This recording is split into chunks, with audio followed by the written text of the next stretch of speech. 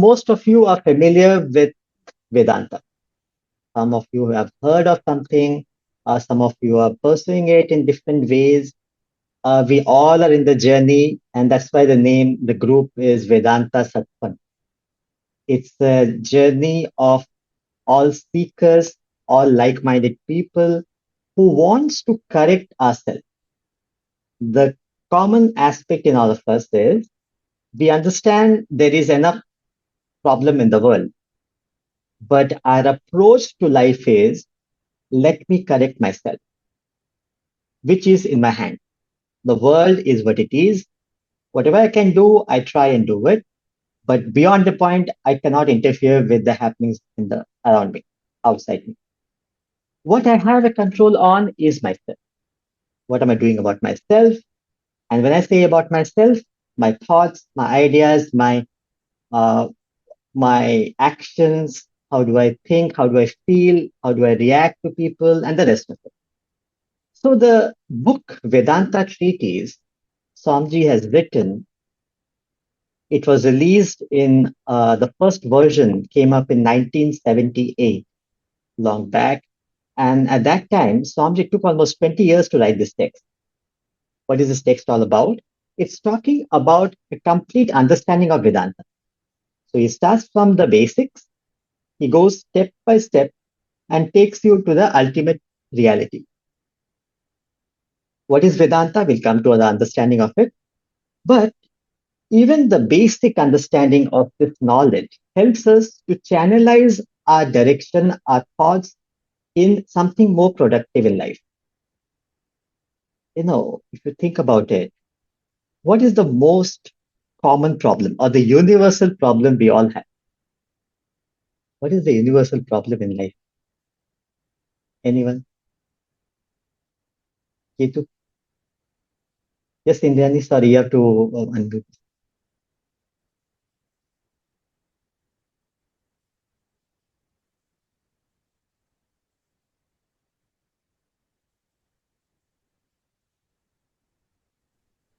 Can I say something while Yes, she's yes, yes. unmuted? Yes, please go ahead. We're all trying to seek happiness or, everlasting happiness.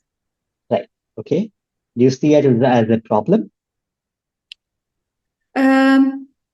It's just that it doesn't last. That's what, and there's so many ups and downs. It's like a roller coaster. And you want there to be an end, and you just want to be in a state where there are no ups and there are no downs and everything's just consistent, but we can't get it. Yeah. Right. Okay. Any other thoughts? Anyone else? Yes, Indiani, go ahead. Indiani, your mic is muted. Yes, Anshu. I would believe it's the desire to have a hunky dory life. Okay. Always the positive side. It has to be always the quest to power the desire to hunky dory life. That's the problem universal problem we all have. Okay. Indiani? Sorry, I think you have some issue with the mic. Yes, go ahead. The biggest challenge in life is to control the mind. Control the mind. Okay. Biggest challenge. Anyone else? Kavya, you have any thought? Yeah, I feel chasing the next high and being discontent, maybe. Always there is something to chase. We end up trying to chase the next high. So, Right. All of you are right, but fundamentally are wrong. I'll explain. Vedanta is a knowledge which is talking about that. These masters, they don't compromise. They start from the absolute. We'll discuss in detail. We'll go in the sector in the text. What are they saying? We all are having a common universal problem. Every human being, in fact, every being has a common problem. And what is that problem? How much ever we feel that we are in control of things, but we don't have control on time. Time goes on. How much ever we try to hold on, we want to enjoy the time in the present moment. New Year celebration, we all are trying and figuring it out to enjoy the experience, the first week, the first weekend of the year, all that we do. But if we analyze it, we don't have control on time. What does it mean? Time is a factor. It's called martyatvam, mortality. The factor that we are closer to our end time. We are born, we will die. First session only, we're talking about death. But fact of life. We all are progressing, growing. One of the I think video I uploaded, in that very interesting thought it was, we all are growing naturally. There is nothing you can do about it. Only thing we can do is being conscious of our actions and use our time in a more meaningful way. That is all we can do. Time keeps going. We keep growing. Physically, there is no way we can stop ourselves. How much ever anti-aging cream we put, how much ever whatever we do, go under the sea, we stay there for months together, whatever we do, we are growing. 10 years back, what you wear is not the same now. 20 years back, what you wear is not the same now. 10 years later, it will not be the same. That's the reality of life. So what do we do? The point is, how do we conduct ourselves? How do we live this life? How do we become a better version of ourselves? How do we use our time in the most productive, optimized way possible? Happiness is infinite. Yes, we'll be happy. If we are doing the right things, there's a word in the Bhagavad Gita, one of the texts, is called kritakritya, meaning you will be content. Every day when we go to sleep, if we can be content that I have done what I could have done today, now, yeah, that is an achievement. Forget what's going to happen later. Even if I can apply myself and try and do the needful today, whatever I did from the morning, I got up in the morning, I went to office, I got ready, got into office, came back, whatever is going on, analyze it. How much of the time I am using my actions, using my thoughts, using my personality, using the time to become a better person versus going along with the flow. Whatever happens, we keep on doing it, we keep on progressing along with it. Now, which is natural. So the effort, only as a human being, we have the ability to consciously choose to become better in our thoughts, words, and deeds. So it is important that we understand the power which is within us. We can't complain anything to anyone. You get what you deserve. Wherever I am, whoever I am because I have deserved to be where I am. So whatever I've done in the past is what I'm enjoying in the present. I'm sad about something wrong is happening to me, I deserved it. So I have not utilized the time, so I got the effect of it. Whatever that be. The point is, how Vedanta helps us, we need to understand how to make the right choices. We have to choose. As a human being, we are making choices.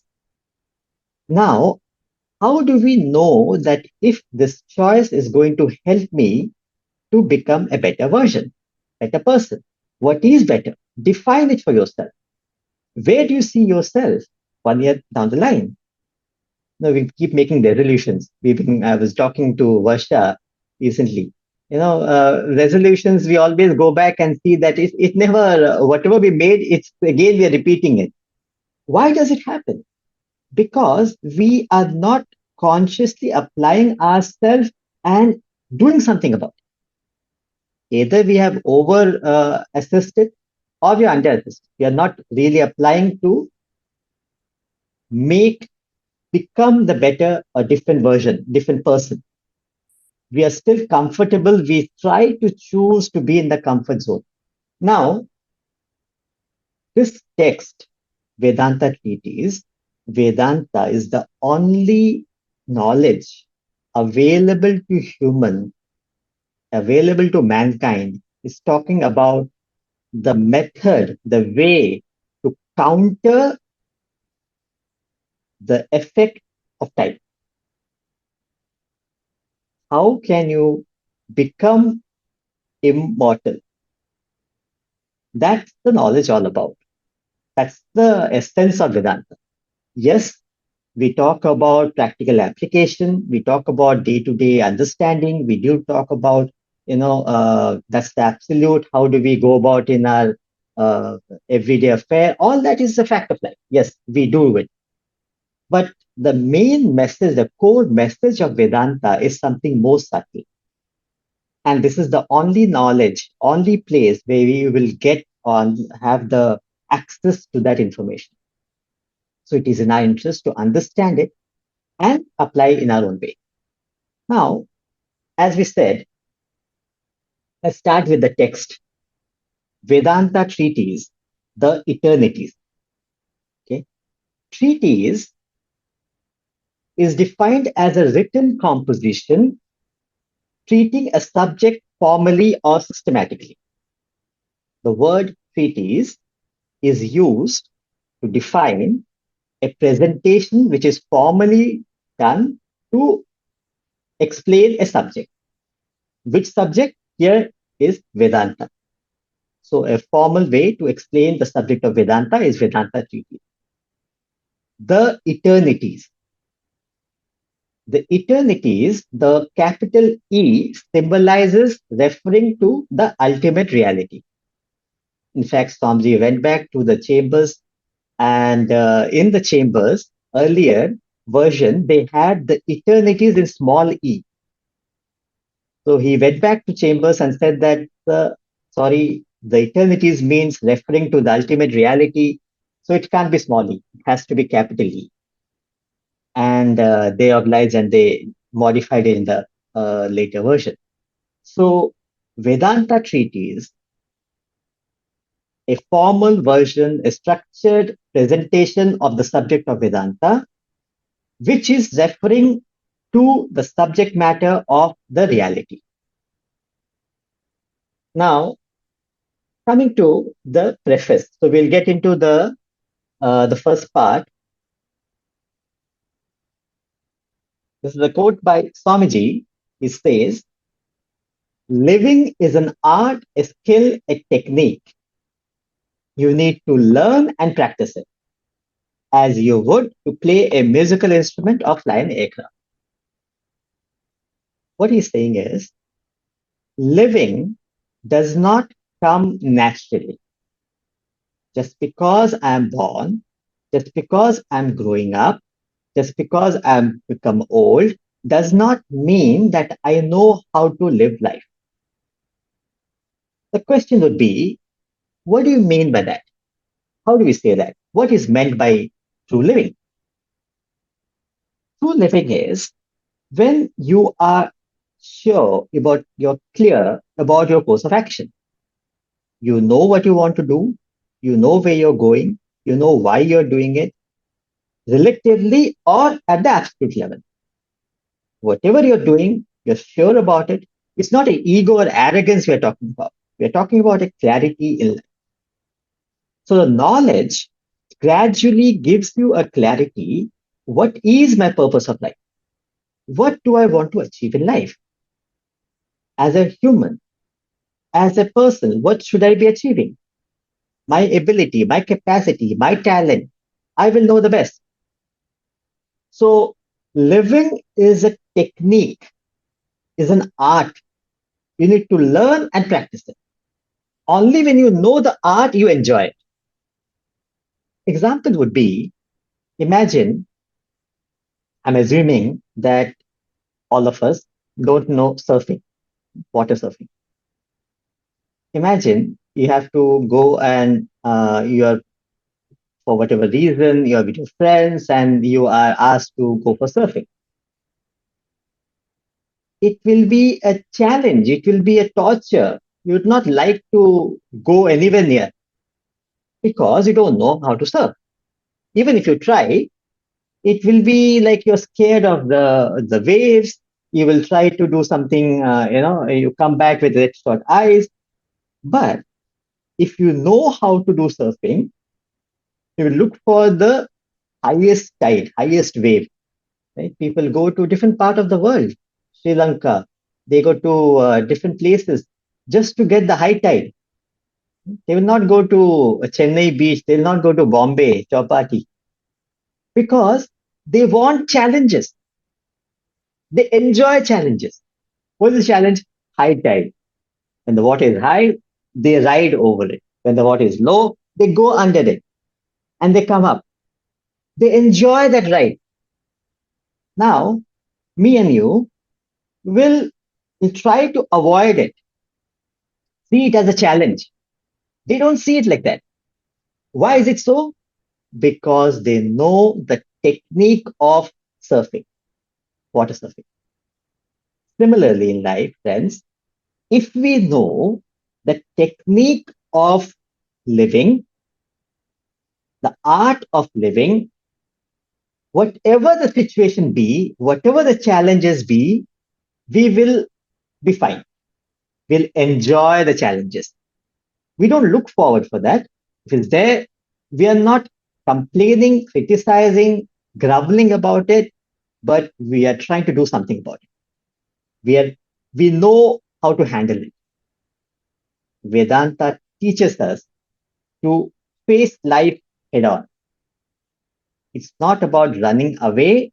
It's not about leaving the field, but it is about going along with the tide and facing it, doing whatever can be done.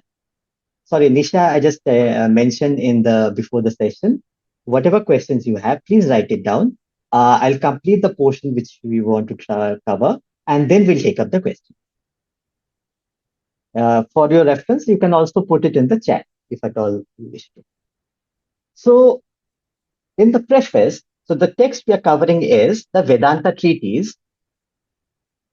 In the preface, Swamiji explains about this concept of how to live life a better way. That's the whole idea. This is the text we are covering. And so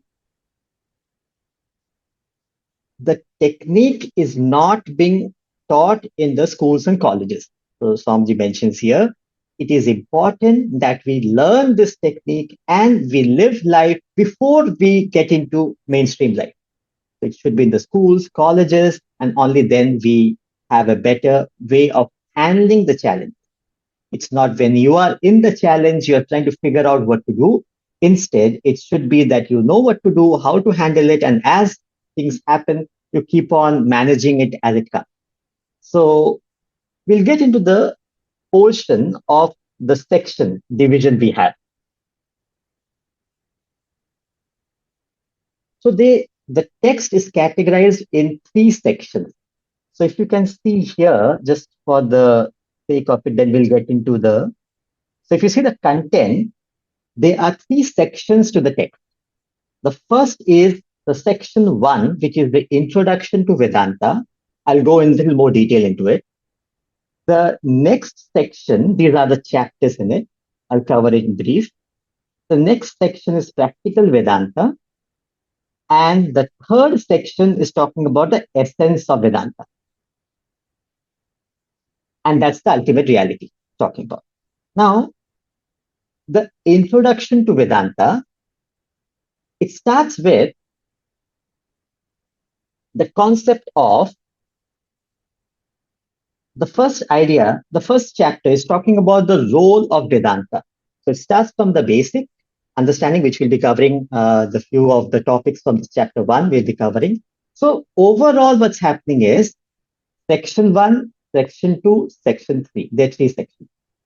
First section is talking about more introduction, So, which will mean that to explain the basic terms, who am I, what's going around me, how do I handle myself, and the rest of it about me, about world, and how do I function in the world. So we will come to that. Section 2 goes little technical, where it goes into explaining the understanding of Vedanta in our day-to-day life.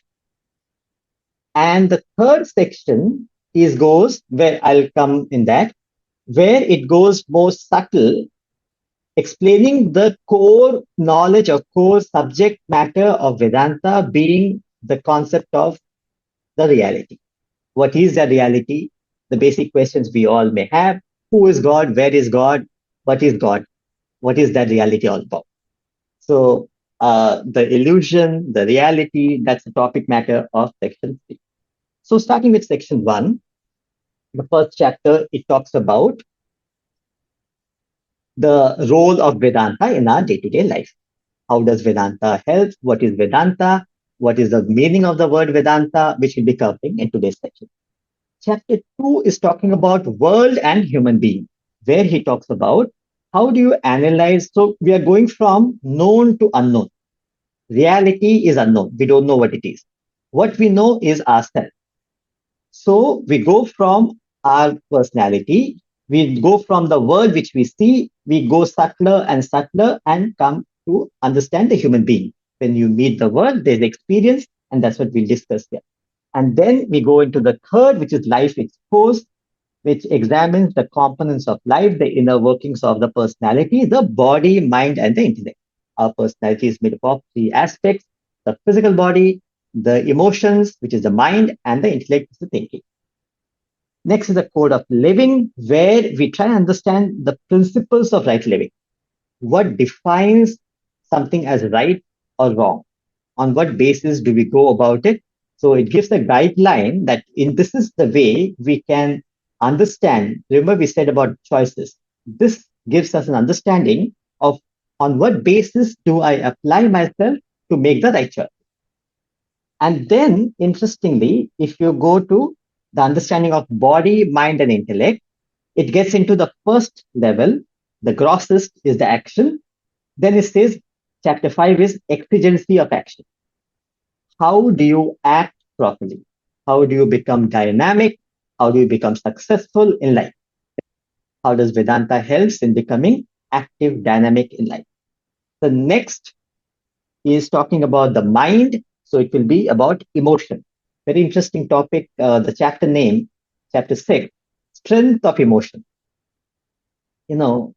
Emotion becomes our weakness when we are not in control of it. When we are in control, we are able to guide, direct it, it becomes your strength. Vedanta is not saying that we should not have emotion. It's only saying that how do we channelize the emotion so that we can use it for our growth. It should not become a weakness. People should not, just because you're a nice person, just because you have lovely emotion, people should not bully you. People should not make use of you. You don't become a doormat. That's not Vedanta. You become smart. Yes, you identify with people. You connect with people. You try to help people, but they should not take you for a ride, for granted. That's when you apply yourself. That is strength of emotion. So there's a very interesting idea there, which is weak pity. When we come to the chapter, we'll discuss in detail. Pity should not become a weakness in our personality. Yes, you identify, you feel one with the other, and you try to help. All that is there, but it's not because you have a weakness for it, because you genuinely connect with the person or the being, so you're trying to help. And the next chapter is light of wisdom, which is talking at the level of the intellect. So we said the body, exigency of action, the mind, it is the emotion, the intellect, it is the light of wisdom. In reality, I'll be sharing all the slides, so no worries. You'll be having everything. Made a topic doc, which I'll be sharing with you. So light of wisdom is what is true knowledge? How do you understand that you are knowledgeable? Does it mean that you have to have understanding of scriptures, of understanding of different ideas in life? You're a philosopher. You have read books after books. No. When you understand what is important and you prioritize it in life, then you have true wisdom. Like Adi Shankaracharya says, Nitya, Anitya, Viveka, Vichara. Jnanam is defined by Nitya means permanent, in Sanskrit makes it negative, Anitya means impermanent, Viveka is thinking, is intellect, Vichara is thinking, analyzing. Analyzing or understanding what is permanent and what is impermanent in life is called wisdom, true wisdom.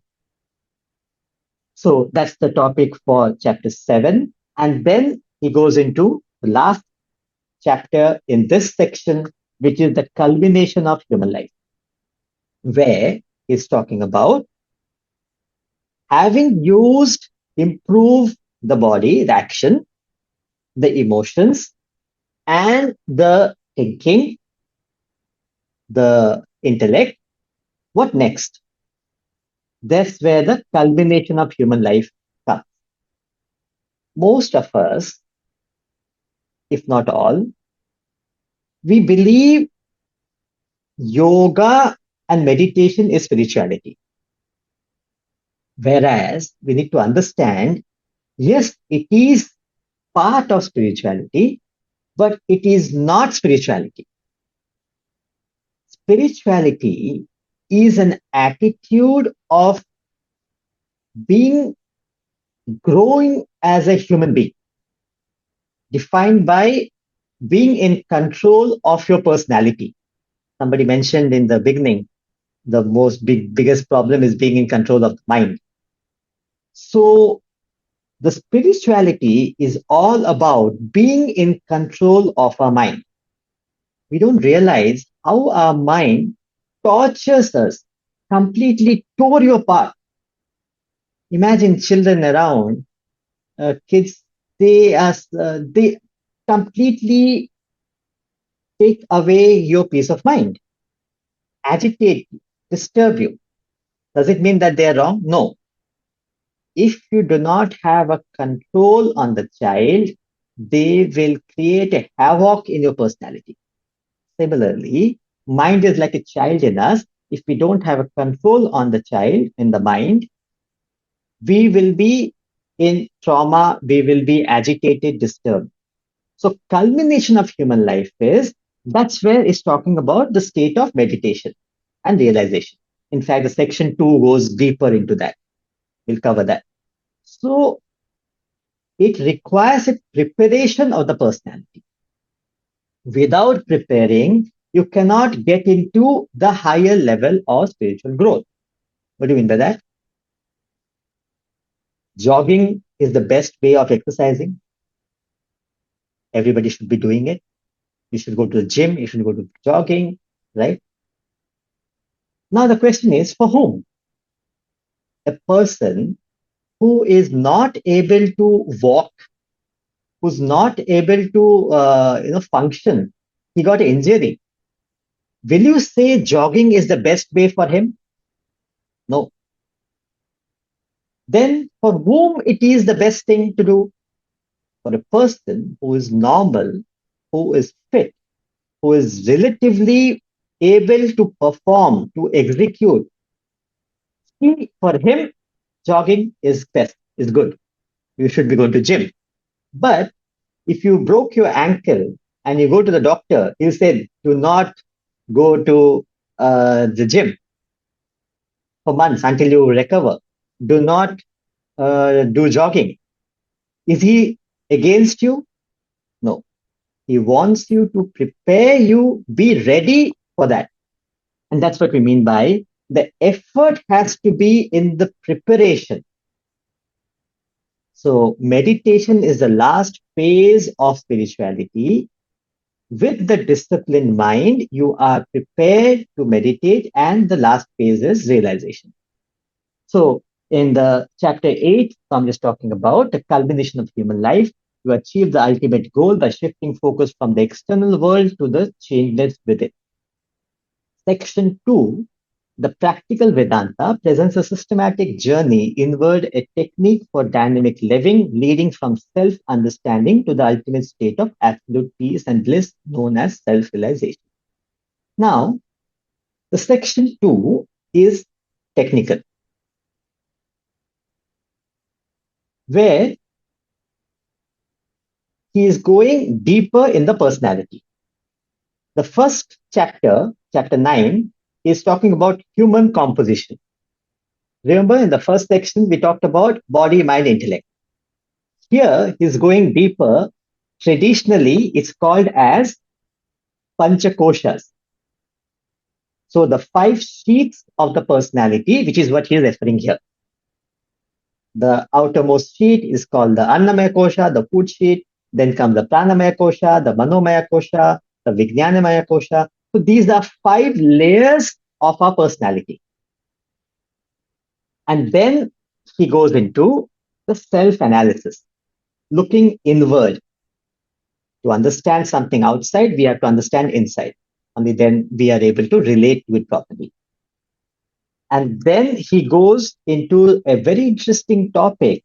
Chapter 9, 11 is talking about the states of consciousness. All of us go through 3 states of consciousness. The waking state, which we are right now, the dream state of consciousness when we go to sleep, the deep sleep state of consciousness, which is dreamless sleep. But Vedanta says that there is a 4th state of consciousness, which is called as Kriya. And that is your real personality, real you. Remember, we said the universal problem is the time. We all are subject to change. What these masters are saying is that when you identify with that reality, the 4th state of consciousness, you are no more subject to birth and death, to change.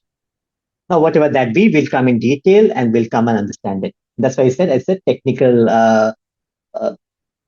approach to the knowledge. The first was an easier approach, first section, and here he goes a little deeper, subtler in technical. And then comes the 5th, the chapter 13, 11, 12, this will be 12, the renunciation. There's a typo there. The 4 yogas, the chapter 12 is 4 yogas, which is talking about how do I grow as a person. Okay, I understand that there is this personality we said about becoming a better person. How do you go about it? These 4 yogas are being prescribed by the scripture. Hatha yoga is at the gross level. Karma yoga is at the body level. Bhakti yoga is at the level of the mind. Jnana yoga is at the level of the intellect. How do you divinize action? Physical, emotional, intellectual. That's the 4 yogas. And then talks about when you are performing such a way, conducting yourself in such a way, then you reach a state of renunciation, state of detachment, state of objectivity. Whatever you do in life, you are able to remain objective in life, able to be handling things is possible only when you are able to be objective. Stay apart from your experience. Most of us get involved and attached in our experiences and we suffer. So we personalize our experiences and we go through a lot because of that. I went to see Avatar and the 3D IMAX. The experience you get, it's so realistic, isn't it? All of you, I'm sure you might have gone through so many different types of experiences. It seems so real. The tendency is that we get involved because we see it and we believe that this is what's going on. And suddenly we realize, oh, I'm wearing a glasses. That's why I'm seeing it so close to me, but I am not there. It's away from me. It's easier to be objective when it is external. In the case of life, we get involved because we are not able to detach ourselves from the happenings of the world. His masters are saying it is exactly the same thing. There's a movie going on, understand, act the best way possible. Shakespeare says, all the world is a stage. All the men and women are merely players. All have exit and entrance. All the world is a stage.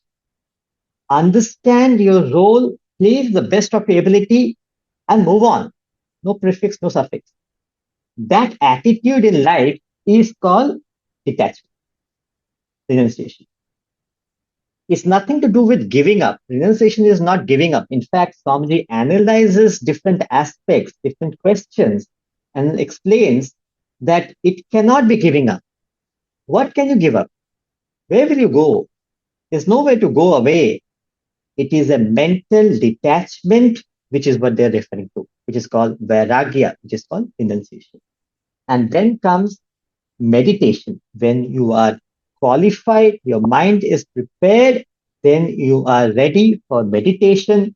And the last stage is self-realization. We are still in section 2. And then comes the last section. This is ultimate Vedanta. In fact, Swamiji says that to write this portion, he had to write the rest of it because he has to prepare the reader to come to the ultimate understanding of reality. So starting with, it talks about use and abuse of religion. Religion is not supposed to be or not meant to be as it is seen today. It's abusing religion. The purpose of religion is to help a group of people to grow, become a better person, better society. As an individual, you may find it difficult to pursue something. When collectively you pursue, you become, it gives you that confidence, it gives you the ability to grow, apply yourself. So a purpose of religion is to have like-minded people, and the idea is to become better. It's not to hate others. It was never to, my versus yours. It was never designed like that. Next is the theory of perception. This is the most subtlest chapter in the book. The theory of perception is actually talking about quantum physics. If you're familiar with or you're aware of quantum physics, which is talking about different aspects, the double slit experiments is talk about, even it talks about if you are familiar with the quantum entanglement or so different aspects. So scientists are still trying to figure it out. These masters have figured out and they have given it, and they're saying the world you're experiencing is just a perception. And we go by it, we sell ourselves, we are invested in it. So they're saying analyze it in the right perspective. He analyzes in the chapter, theory of perception, where step by step he goes, what is the subject, what is the object, and what is the combination, which is a perception we're talking about. And then he goes into the Vedantic perspective. Then comes the law of causation. This you have heard of, you're familiar with. The entire world is governed by the law of causation. It's a law. You can't change it, I can't change it. And what is a law? Every cause has an effect. Every effect has to have a cause. Whoever you be, wherever you be, you cannot escape the law.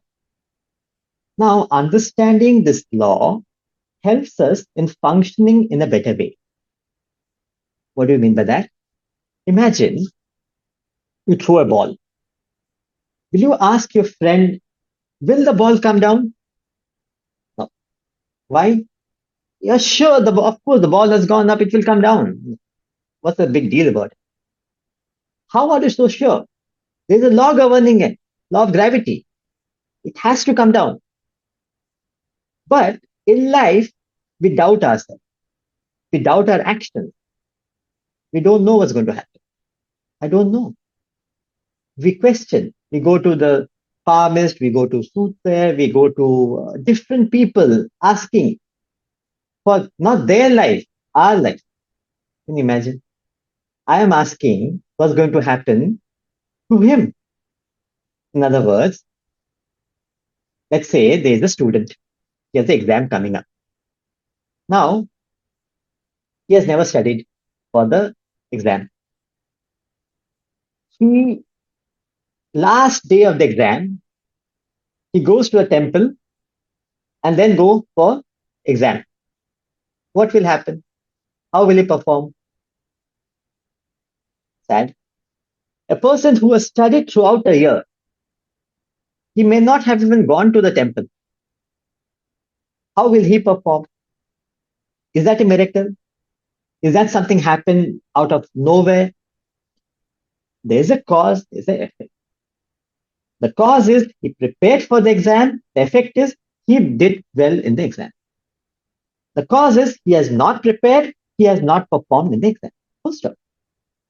The entire life is governed by cause and effect. So since I cannot change the cause and effect, it is in my interest to understand how does it work. There is no God sitting anywhere doing good to me and bad to others. It doesn't work like that. There is a reality, there is a totality, but it is not like somebody sitting and deciding good and bad. You make yourself, you mar yourself. And that's a topic, the law of causation. Then it talks about the ultimate reality, which is the illusion, Maya. Very interesting example being used in the scripture.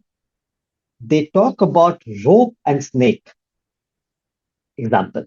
You might have heard about it. It's a very popular example.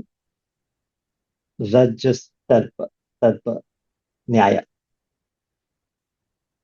In the dark, you mistook a rope to be a snake. When there is light, you saw the snake, you saw there is no snake, you saw the rope, the fear is gone. In the darkness, there was a rope. You didn't know that there's a rope. Out of ignorance, you thought it's a snake, and you start believing that it's a snake. You start believing you got bitten by the snake. You start screaming. You start feeling that the poison is going inside you. All that is happening. You're affected by that experience. If you analyze it, was the problem the snake? No, it was never the problem. The problem was not understanding the rope as a rope. And that's the chapter, Maya. It's quite subtle. When we come to that, hopefully we'll be together to cover that. And then we will understand in detail, somebody analyzes scientifically how it is being explained. And the last chapter is that thou art. You are that reality. You are that totality. The only difference between you and any of the realized master is that they are aware of this fact. We talk about Lord Krishna, we talk about Christ or Buddha or Mahavir or all these great masters, self-realized masters. What makes them different from us is the fact that they know that they are that reality. They are that self, divinity. We are not aware of that reality. That's all the difference is. It is just the knowledge and the ignorance. So the knowledge of Vedanta helps us to go step by step to understand and go deeper into the understanding of the reality. So we will do good in understanding it and applying it practically. Now getting into starting with chapter 1.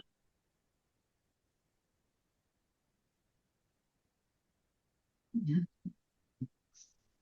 It's 4:45. Should we take questions before we get in? What's the group consensus? Or should we cover a few points in chapter 1? Do we have enough questions? Then we can take it. Otherwise, we'll start with chapter 1. Is there a timeline that we're looking at? No, we are not, but I'm sure people will have other commitments. So, okay, let's take up a question. Let's see how it is. Nisha, you had something? Yes, go ahead. Yes, sir. Sir, you explained very nicely the example of surfer, that how nicely he goes up and underneath the water. Mhm. So when we understand the life, so do we know any surfer who can means who have very good experience dealing with the life, can go above and beyond, and life, whatever happens, doesn't affect him or her? Do we have any example so that uh, we can learn from him or her? Yes, Nisha, if you see, that's the difference, like you said. If you talk about Christ, he was being crucified. The only thing he did was he was helping the society. He was benefiting. He was trying to do whatever best he can do for others. And at the physical level, he was being nailed. At the emotional level, he was not being, he didn't have love, affection from people. At the intellectual level, nobody heard him. So at all three levels, he was affected, or he was being abused, or he was not being treated well. But since he was self-realized, since he knew surfing, he knew the technique of living, he was not affected by the experiences. And the output was, he only said, Father, forgive them. They know not what they do. So people who were wrong to him, people who were harming him and hurting him, in spite of that, the only message he gave was, leave them alone. They just don't know. In fact, in scriptures, they call it Balaha. They call us children. Balaha means children, spiritual infant. We just children. We don't know what we are playing with. We don't know what we want. So we are playing with toys. What are the toys we are playing with? Name, fame, power, position, money, woman. These are all the toys we play with.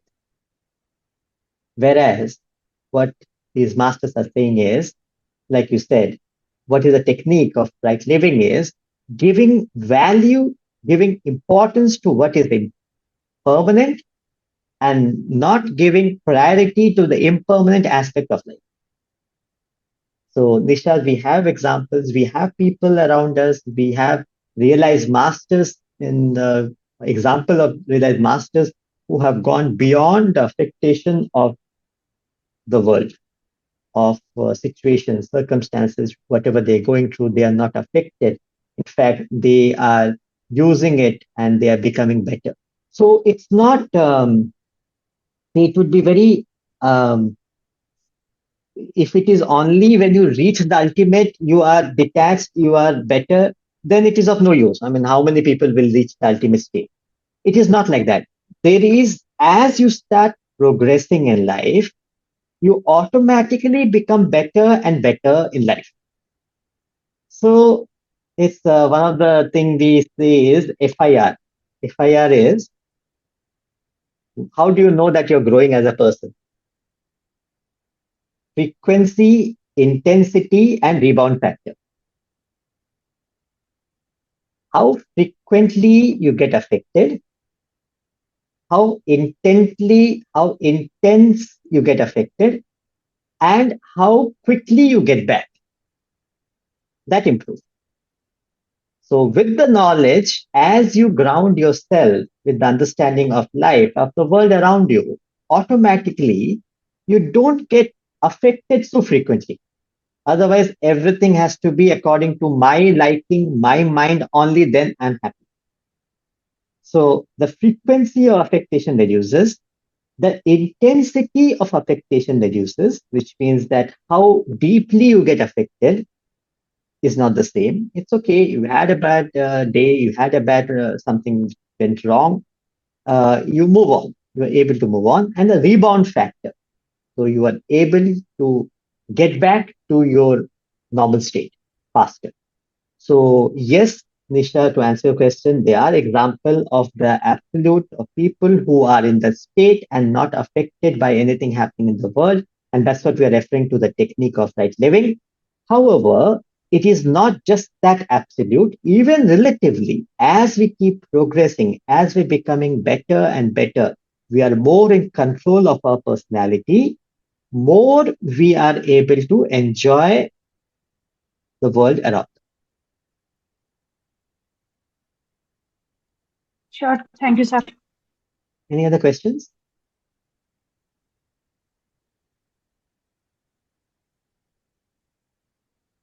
Right. So we will just cover the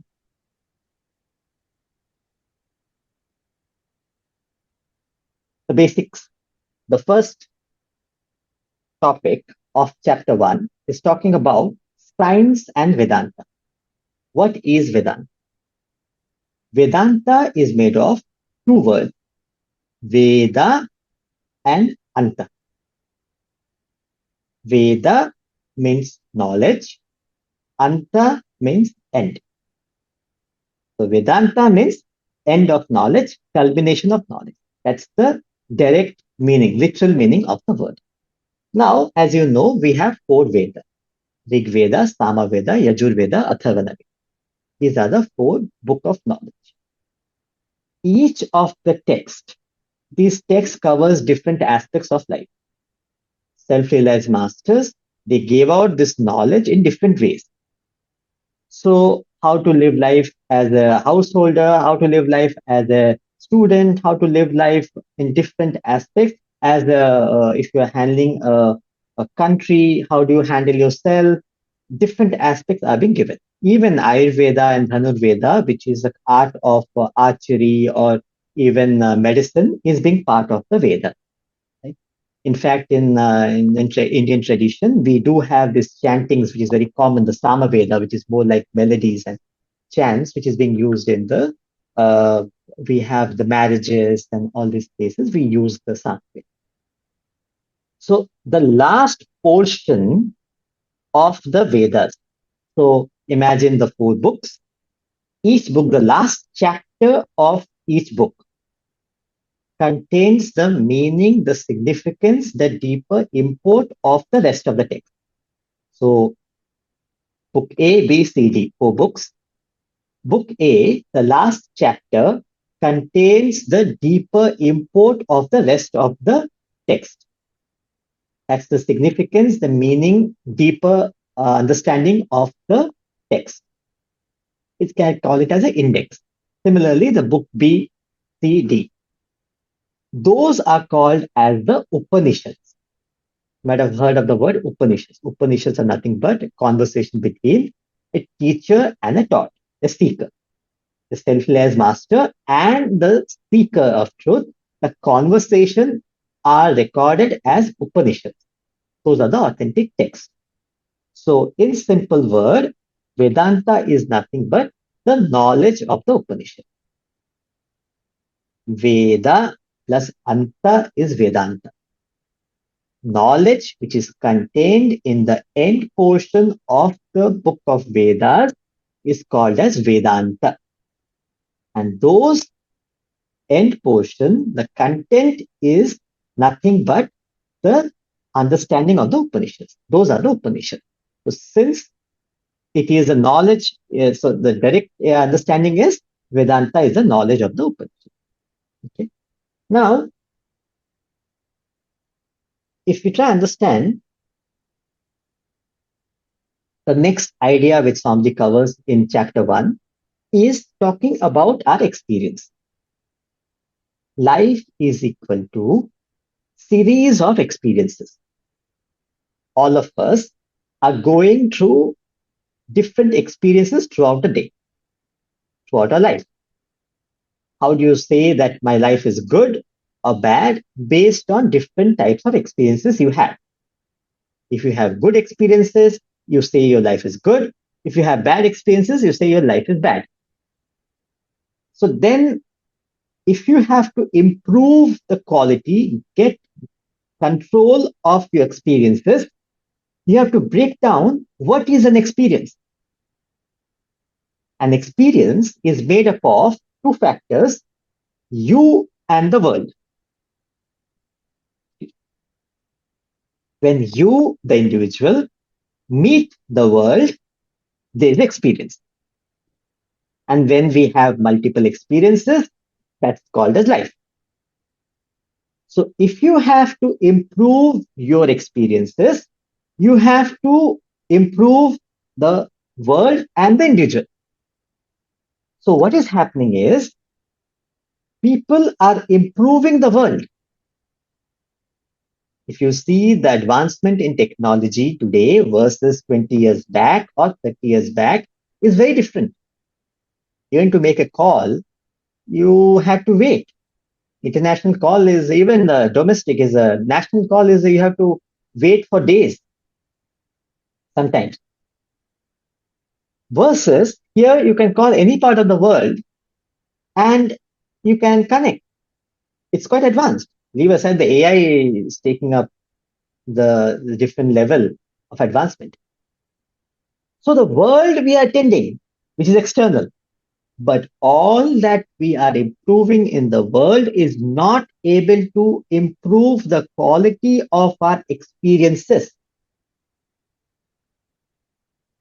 As a society, as a community, there is more sorrow, more suffering, more agitation in the world. So we say the experiences have not improved. Why it has not improved? Vedanta comes and says, because you have not attended to the factor which is you. So the Vedanta is a science of oneself. It introduces yourself to yourself. It's like a mirror. That's all it does. It just talks about your personality. Who am I? So the subject matter of Vedanta is the personality. When I know myself better, I conduct myself in a better way in the world, and automatically my relationship with the world improves and my experiences improves and my life improves. So the whole thing starts subjective. So I need to work on my personality first. To work on my personality, I need to understand my personality. What's going in me? So that's the subject matter of Vedanta, right? So it's a more technical subject. That's why, unfortunately, spirituality is not taken as a science in the world. And that's why we don't see enough changes or transformation in the society. We all may have an understanding, but we find it difficult to apply it because of lack of deeper understanding of the knowledge. So spirituality is not just mechanically going to a temple or a church or a mosque. You may go, may not go. That does not make us spiritual. Spirituality is about how much we understand ourselves and what is our mindset in life. When we are able to have the growth mindset, then you are spiritual. So Vedanta is the subject matter dealing with my personality, the you, in the equation. So basically what is talking about, so if you go back to the chapter, here we ask science and Vedanta. This is the topic we covered today, where we said life is nothing but a series of experiences called Anubhavadhara. And then he's talking about the subjective development, which we discussed, which is the subject matter of Vedanta. And then in the next session, we will take up the base of religion, which is Vedanta.